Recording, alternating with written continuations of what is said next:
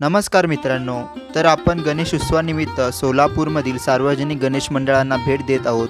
त्यासोबतच त्यांचं डेकोरेशन पाहत आहोत। तर मित्रांनो, आज आपण चाललो आहे सोलापुरातील श्री मानाचा आय्या गणपतीचे दर्शन घेण्यासाठी। तर मित्रांनो, श्री मानाचा आय्या गणपतीची जी श्रींची मूर्ती आहे ही सोलापुरातील सर्वात मोठी मूर्ती आहे व मंडळाचा लेझिम ताफाही आहे।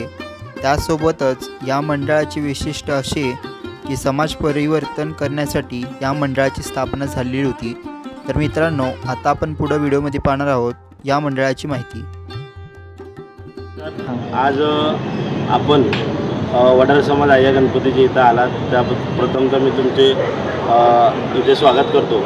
आमचा हा समाज कष्टकरी समाज असल्यामुळे हबप आमच्या समाजाचे गुरुवर्य हबप लक्ष्मण महाराज यांच्या मार्गदर्शनाखाली आणि त्यांनी जी सुरुवात केली परंपरा, जी की बाबा समाज हा व्यसनापासून मुक्त झाला पाहिजे आणि शिकून कुठेतरी आपला समाज मोठा झाला पाहिजे, या उद्देशाने आज लक्ष्मण महाराजांनी गुरुवर्य यांनी प्रथमतः भजनी मंडळाची स्थापना केली।